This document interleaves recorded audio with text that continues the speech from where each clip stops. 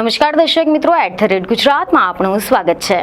Asiatic સિંહો માટેનું એકમાત્ર નિવાસસ્થાન છે ગુજરાતનું ગીર નેશનલ પાર્ક અને પાનિયા મતિયાળા અભયારણ્ય સહિતના કેટલાય સૌરાષ્ટ્રના દરિયાકાંઠાથી લઈને જંગલો, ખેતરો, ગામ, પાદરમાં સાવજો વિહરે છે।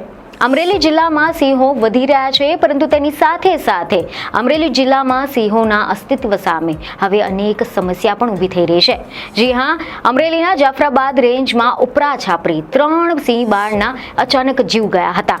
આના કારણે વન વિભાગમાં ખળભળાટ મચી ગયો હતો। એટલું જ નહીં, આની પહેલા 3 સિંહ બાળના જીવ ગયા અને બાદમાં વધુ એક સિંહણનો જીવ ગયો છે। આ રીતે કુલ 4 જેટલા જીવ જવાથી વન વિભાગ સફાળું જાગ્યું છે। વન વિભાગે એક જ ગ્રુપના 6 જેટલા બચ્ચા અને 2 સિંહણોને પાંજરે પૂરી તેમના વિવિધ પ્રકારના લેબોરેટરી ટેસ્ટ કરવાની કવાયત હાથ ધરી છે।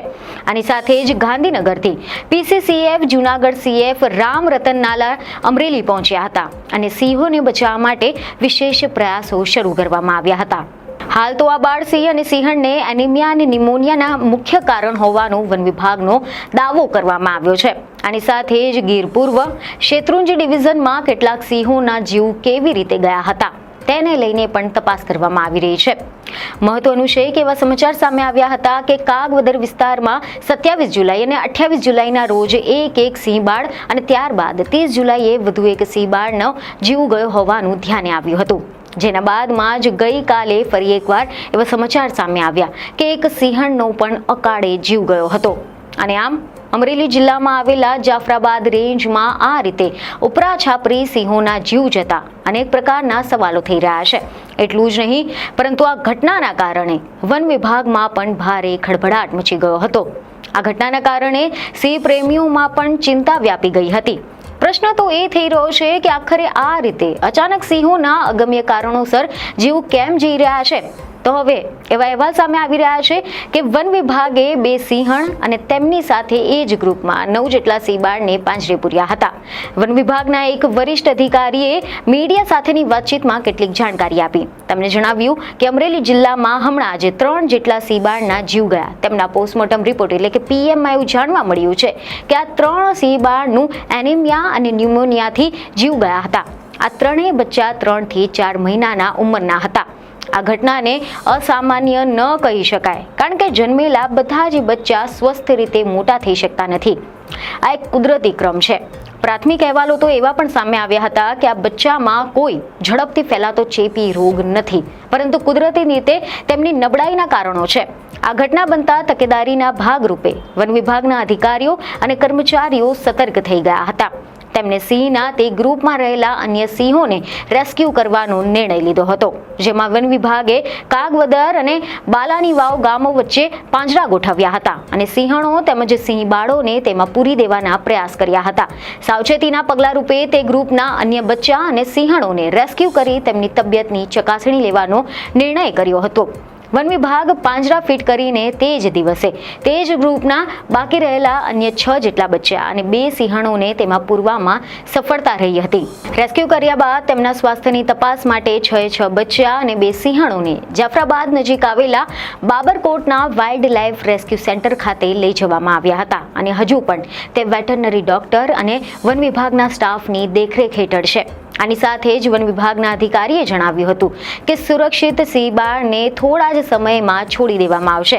આમાંથી એક સિંહ બાળમાં હિમોગ્લોબિનનું સ્તર ઓછું જોવા મળ્યું હતું, જેથી તેને લોહી ચડાવવામાં આવ્યું હતું અને હવે તેની સ્વાસ્થ્યમાં સુધાર આવવા જઈ રહ્યો છે। અમરેલીમાં આવેલા ગીરના જંગલોમાં સિંહોની વસવાટ વધારે હોય છે, જેથી સિંહોની સાર સંભાળ રાખવી એ અનિવાર્ય બની જાય છે। તો બીજી તરફ આ ઘટનાના મામલે હવે રાજકારણ પણ ગરમાયું છે। રાજુલા જાફરાબાદના ધારાસભ્ય હીરા સોલંકીએ વનપ્રધાન મુળુ બેરાને પત્ર લખીને ગંભીર સવાલો ઉઠાવ્યા હતા। જી હા, એવા અહેવાલો મળ્યા છે કે જાફરાબાદના ધારાસભ્ય બાદ હવે ધારી બક્સરાના ધારાસભ્ય JV કાકડિયાએ પણ તાજેતરમાં જ વનપ્રધાન મુળુભાઈ બેરાને પત્ર લખીને ગીર વિસ્તારમાં સિંહોના અકાળે જીવ જવાના મામલે વન વિભાગની કામગીરી સામે અનેક પ્રકારના ગંભીર સવાલો ઉઠાવ્યા છે.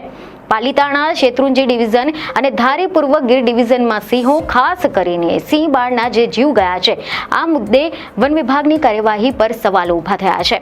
ધારાસભ્ય કાકડિયાએ પત્રમાં જણાવ્યું કે વન વિભાગના નિયમો અનુસાર ટ્રેકર અને અન્ય અધિકારીઓ દ્વારા વન વિસ્તારમાં સતત દેખરેખ રાખવામાં આવે છે. તેમ છતાં પણ સિંહ બાળના જે પ્રકારે જીવ ગયા છે તેના કારણોસર ધ્યાને આવ્યા નથી. તેમણે આ બાબતને અતિ ગંભીર ગણાવી હતી અને ભારપૂર્વક કહ્યું હતું કે જો વન વિભાગ દ્વારા સમયસર સિંહોની તપાસણી કરવામાં આવી હોત તો આ પ્રકારની ઘટના અટકાવી શકાઈ હોત.